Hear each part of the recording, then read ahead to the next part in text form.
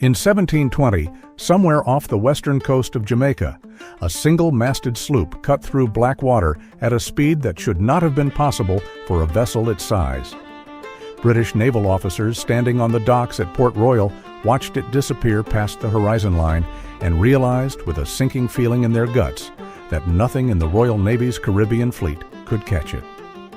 That sloop belonged to a pirate, and the ship the Royal Navy eventually built to hunt it down, a vessel so fast and so agile that it earned its name not from its firepower but from its ability to intercept anything on open water, would become the most feared pursuit craft in the entire Caribbean theater.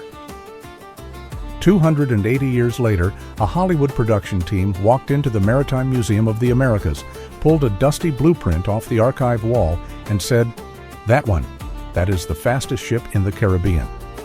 They called it the Interceptor, and the real history behind it is wilder than anything Disney put on screen. Now, to understand why the Interceptor mattered, you have to understand the map. Picture the Caribbean Sea in the early 1700s. Start at the southern edge, the coast of Venezuela, and trace your finger north along the Lesser Antilles, that long curving chain of islands stretching from Trinidad all the way up to the Virgin Islands. Each one of those islands was a gateway. Tobacco, sugar, rum, spices, and enslaved people moved through these channels in quantities that would make a modern shipping executive lose sleep.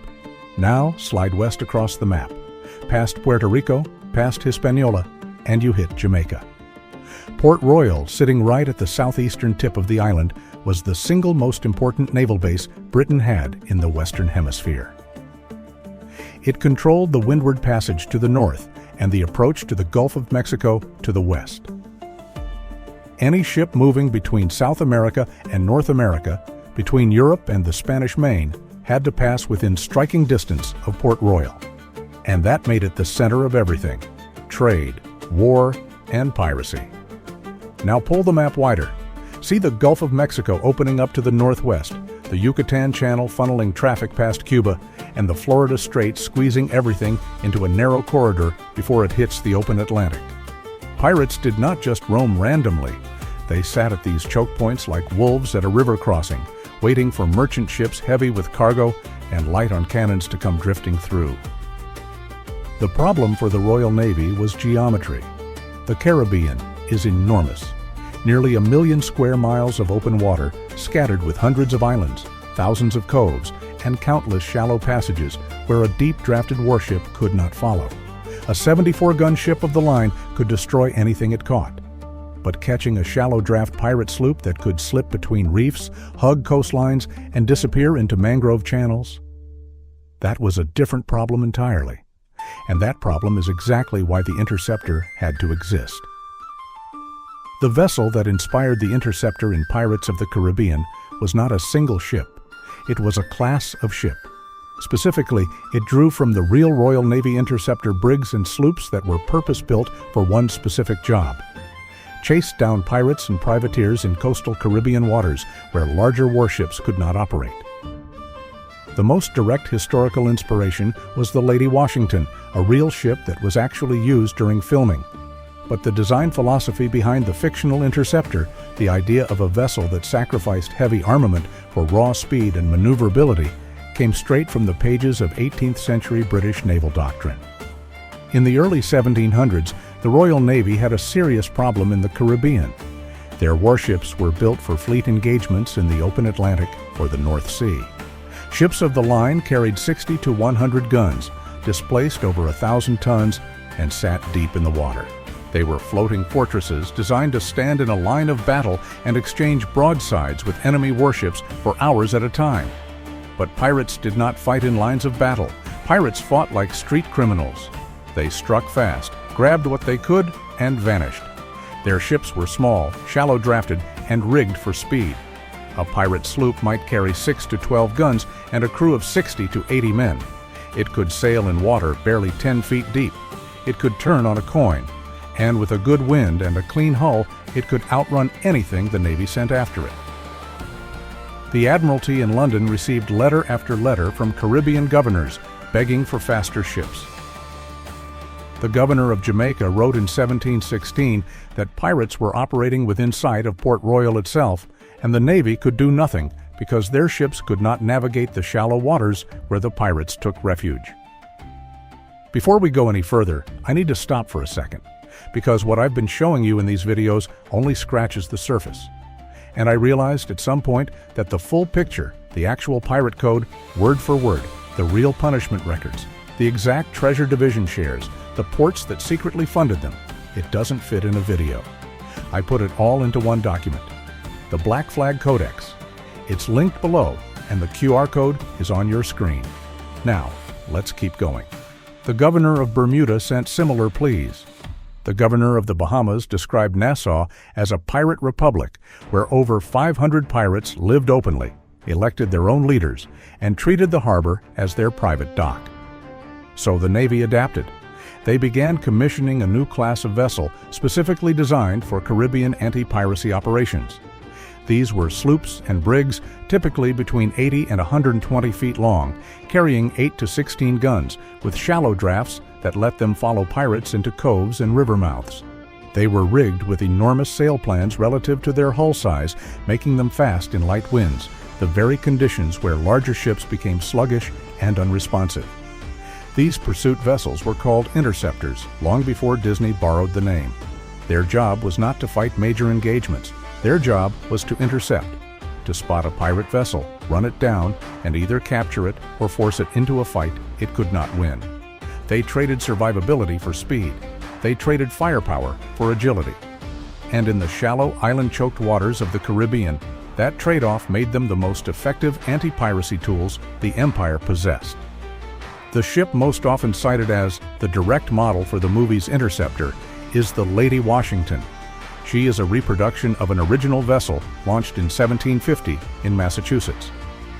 The real Lady Washington was a sloop that participated in the American fur trade and became the first American vessel to make landfall on the west coast of North America in 1788, arriving at Tillamook Bay in what is now Oregon. The reproduction was built in 1989 in Aberdeen, Washington, as a historically accurate replica. She is 112 feet long overall, 68 feet at the waterline, with a beam of 24 feet. She carries a square topsail on her foremast and a gaff-rigged mainsail, a configuration that gives her flexibility in different wind conditions. Her draft is only 11 feet, which is remarkably shallow for a vessel her size. She displaces approximately 188 tons fully loaded, which is remarkably lightweight by any standard of warship construction in the 18th century.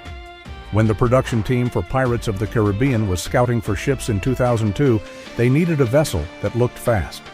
Not just a ship that could technically sail, but a ship whose visual profile communicated speed to an audience that had never set foot on a sailing vessel. The Lady Washington had exactly that quality. Her lines were clean. Her masts raked slightly aft, giving the visual impression of forward motion even at anchor. Her hull was narrow relative to her length, a hallmark of vessels designed to cut through water rather than sit in it. They painted her, re-rigged certain elements for the camera, and renamed her the Interceptor. And the moment she appeared on screen next to the Black Pearl, audiences understood the visual shorthand immediately. That ship was fast. You could see it in every line of her hull. But the real story is not the Lady Washington herself. The real story is the naval arms race between the Royal Navy and Caribbean pirates that made ships like her necessary in the first place. Let us go back to Port Royal, Jamaica in 1692. Before we talk about interceptors, we need to understand what Port Royal was. In the late 1600s, Port Royal was the wealthiest and most notorious city in the Western Hemisphere. It was called the Sodom of the New World. Privateers, which were essentially pirates with government permission, used Port Royal as their base of operations. Henry Morgan, the most famous privateer of the era, operated out of Port Royal with the full blessing of the Jamaican governor. He sacked Panama City in 1671 with a force of over 1,000 buccaneers, burning the city to the ground and bringing back treasure worth millions in modern currency. Instead of being punished, he was knighted for it and made lieutenant governor of Jamaica. Port Royal sat on a sand spit extending into Kingston Harbor. The harbor was deep enough for large warships, but the surrounding waters were full of shallows, reefs, and narrow passages. This geography was critical. It meant that controlling Port Royal required two types of vessels: large warships to defend the harbor entrance, and small, fast craft to patrol the surrounding waters where smugglers and pirates lurked. On June 7, 1692, an earthquake destroyed Port Royal.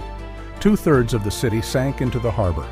Over 2,000 people died immediately, and another 3,000 died from injuries and disease in the following weeks. The earthquake did not just destroy buildings. It destroyed the entire privateering infrastructure that had kept Jamaica's waters under some semblance of control. Warehouses full of munitions, rope, and ship stores disappeared underwater. Dry docks collapsed. The skilled workforce that maintained the privateer fleet was decimated. In the power vacuum that followed, actual piracy exploded. Without the privateer fleet that had previously controlled the sea lanes, independent pirates moved in, and they were not interested in working under any government's authority. By 1710, the Caribbean was in full pirate crisis. The War of the Spanish Succession had just ended, throwing thousands of trained sailors out of work. These were men who knew how to sail, how to fight, how to navigate by the stars, and how to survive on open water for months at a time. Many of them had spent years as privateer crews, legally raiding enemy shipping under letters of marque issued by the British, French, or Dutch crowns. Now the letters had expired, the war was over, and nobody was hiring. Many of them turned to piracy. The period between roughly 1710 and 1730, what historians call the Golden Age of Piracy, saw the Caribbean overrun with pirate vessels operating out of hidden coves throughout the Bahamas, along the coasts of Cuba and Hispaniola, and in the countless unnamed islands of the Lesser Antilles. The most successful pirates understood something fundamental about naval warfare that the Royal Navy was slow to grasp. In the Caribbean, speed mattered more than firepower. A pirate did not need to sink a merchant ship. A pirate needed to catch it, board it, take its cargo, and disappear before a warship could respond. The entire engagement might last 30 minutes. The escape needed to happen in less than an hour. Every decision a pirate captain made about his ship was filtered through one question: does this make us faster? This created an evolutionary pressure on ship design. The most successful pirate captains obsessively modified their vessels for speed. They careened their ships regularly, hauling them onto beaches to scrape barnacles and marine growth off the hull. A clean hull could add 2 or 3 knots to a ship's speed, and in a pursuit, that was the difference between capture and escape. They careened every 6 to 8 weeks, far more frequently than Navy vessels, which might go a year between cleanings. They also re-rigged their ships, often adding more sail area than the original design intended. Bartholomew Roberts, one of the most successful pirates of the Golden Age, captured a French warship and immediately had his crew modify the rigging to carry more canvas. He wanted speed, not gun platforms. Edward Teach, known as Blackbeard, did the same thing with the Queen Anne's Revenge. He reduced the number of guns to lower the center of gravity and increased the sail plan to maximize speed in light Caribbean winds. Pirates also threw overboard anything that added weight without adding value. Extra cannons, heavy stores, unnecessary timber. Every pound removed was a fraction of a knot gained. Some pirate captains even reduced their fresh water supply to dangerous levels, gambling that they would reach a watering hole before the crew died of thirst. It was insane by naval standards. But it worked. The Royal Navy's response evolved over the course of the 1710s and 1720s. The first approach was simply to send existing warships to patrol. This failed spectacularly. A fifth-rate frigate carrying 40 guns could not catch a pirate sloop in the island channels. Stop for a second. What you just heard about the pirate code is the part that rewrites everything you thought you knew. But it only lands when you see the actual shares, the exact fractions written into the Articles of Agreement, the punishments, the port records, the names of the men who funded them from government offices. It's all in the Black Flag Codex, linked in the description. 5 seconds. Grab it now, because what comes next builds directly on it. Link is below. QR code is on your screen. Frigate would get stuck on a reef, lose the wind in the lee of an island, or simply be unable to turn fast enough in confined waters. Pirates would watch a Navy frigate approach, sail directly over a reef they knew by heart, and watch the frigate either stop or wreck itself trying to follow. The second approach was to hire former pirates as pirate hunters. This had mixed results. Woodes Rogers, the first royal governor of the Bahamas, offered pardons to any pirate who surrendered and commissions to those who would hunt their former colleagues. Some took the deal. Benjamin Hornigold, Blackbeard's former mentor, became a pirate hunter after accepting a pardon. He knew the pirate hideouts, the ship modifications, and the escape routes. He was effective.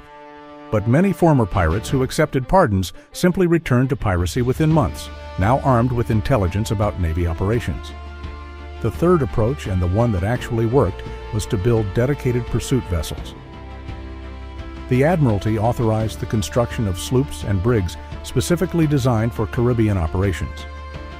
These vessels incorporated lessons learned from captured pirate ships. They had shallow drafts. They carried large sail plans. They were built with lighter timbers where possible to reduce weight. Their gun armament was deliberately kept light to maintain speed advantage. HMS Shark, launched in 1711, was one of the early purpose-built pirate hunters. She was a sloop of 113 tons, carrying 10 guns and a crew of 80. Her draft was under 10 feet.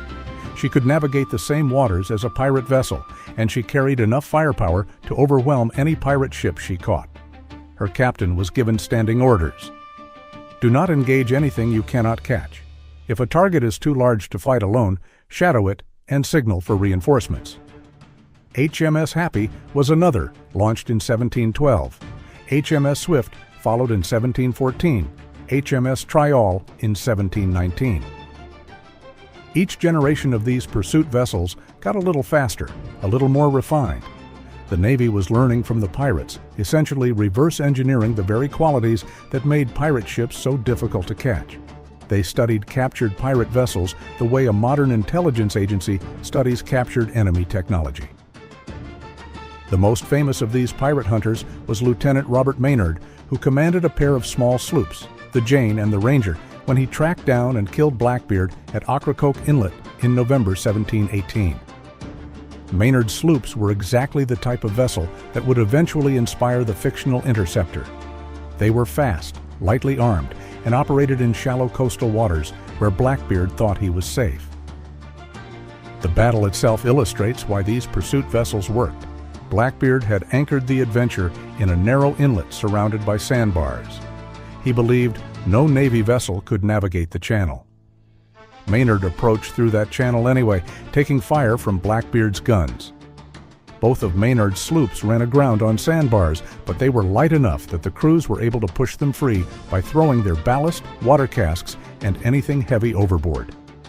When Maynard finally pulled alongside the Adventure, the fighting was hand-to-hand. Blackbeard took 5 musket ball wounds and 20 sword cuts before he finally fell. The point of the engagement was not superior firepower.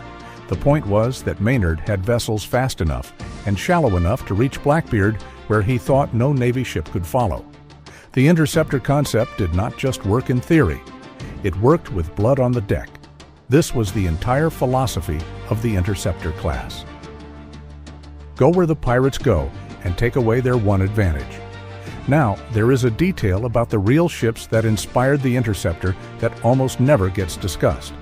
The fastest ships in the Caribbean during the Golden Age were not European-built, they were colonial-built. Specifically, they were Bermuda sloops. Bermuda had been building ships since the early 1600s, and the Bermudian shipwrights had developed a hull form that was unique in the world.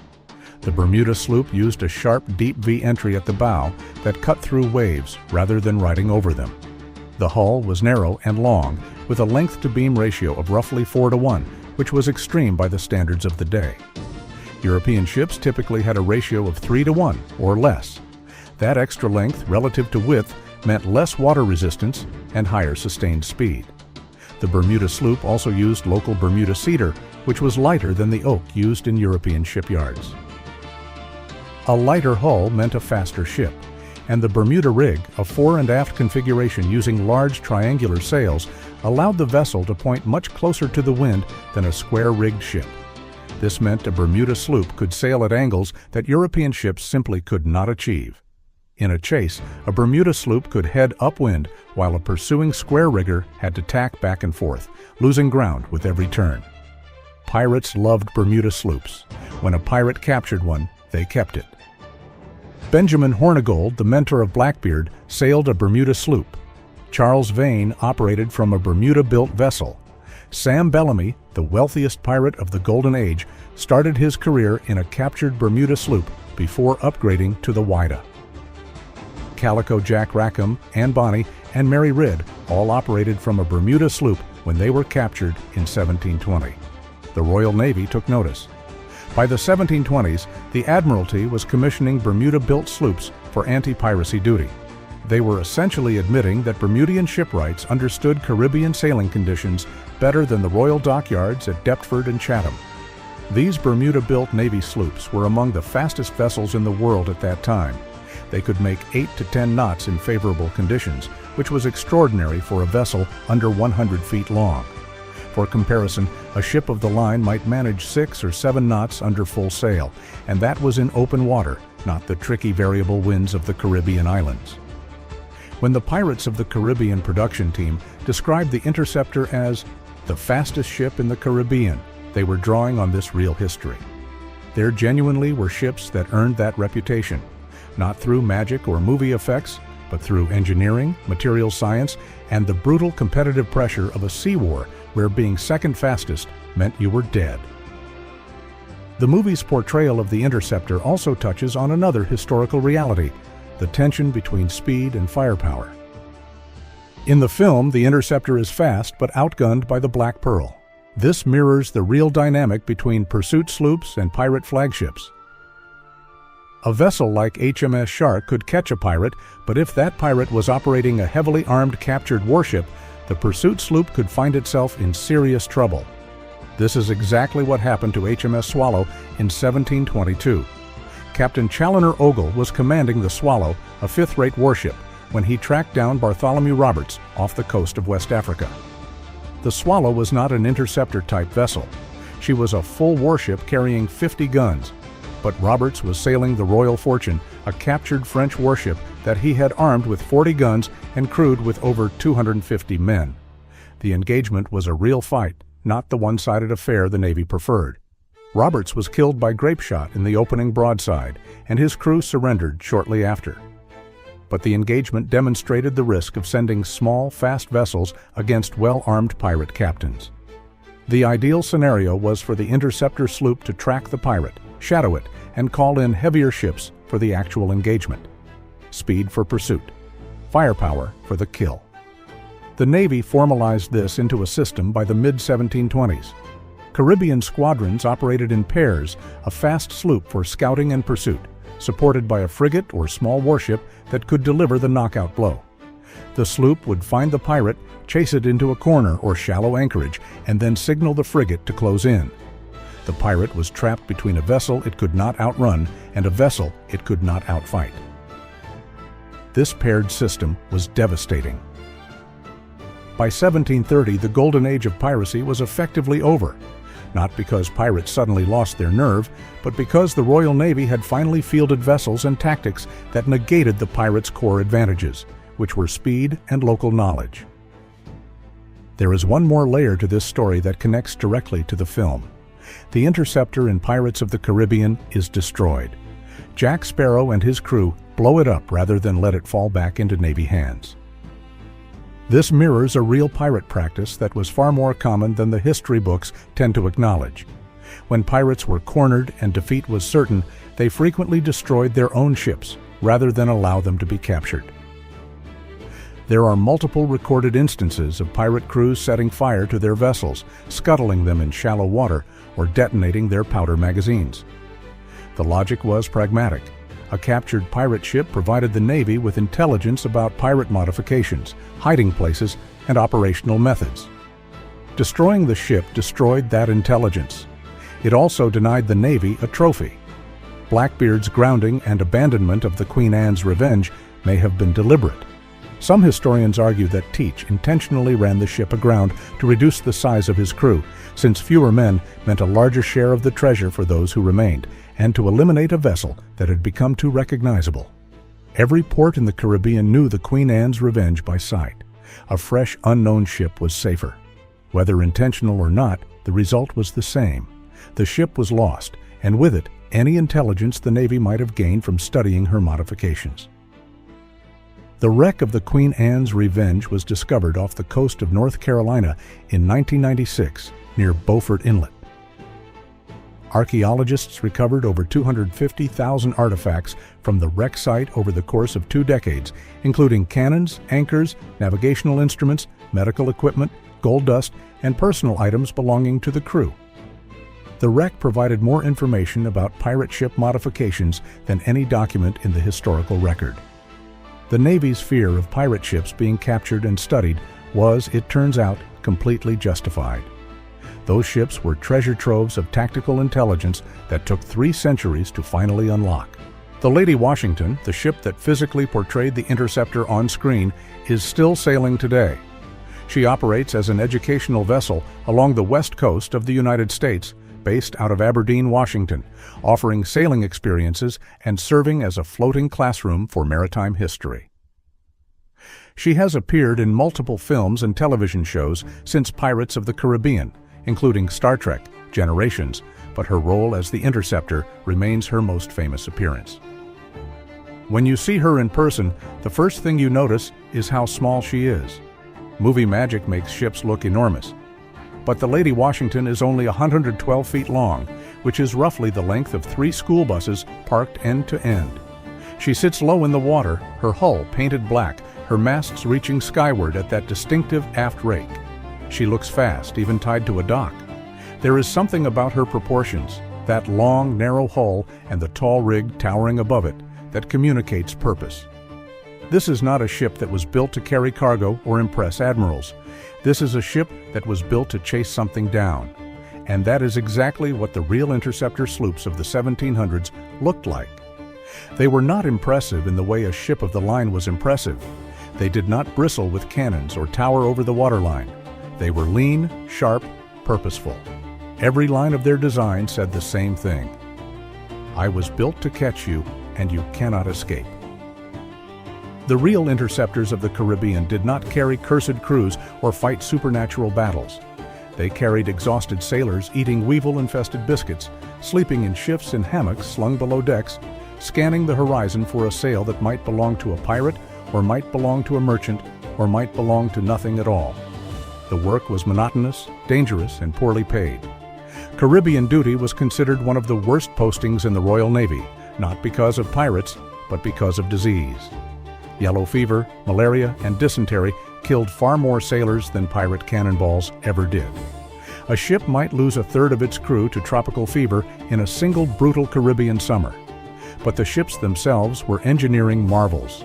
They represented the cutting edge of naval architecture, designed through bitter experience and paid for in blood. Every modification, every change in hull shape or rigging plan came from a real encounter where speed meant the difference between life and death. Every inch of draft reduced was an inch closer to a pirate hiding in a mangrove creek. Every square foot of sail added was a fraction of a knot that might close the gap before sunset. The Interceptor in Pirates of the Caribbean is a fantasy, but the ship it was based on, the concept it represents, the idea that the Caribbean required a special kind of vessel that could match the pirates at their own game, that is entirely real. The Royal Navy spent decades and enormous sums of money learning a lesson that pirates already knew. In the Caribbean, the fastest ship wins, every time. And for a brief, violent period in the early 18th century, the pirates had the fastest ships, until the Navy built something faster. They called them interceptors. And once they hit the water, the Golden Age of Piracy did not end with a bang. It ended with a long chase. And the pirates lost.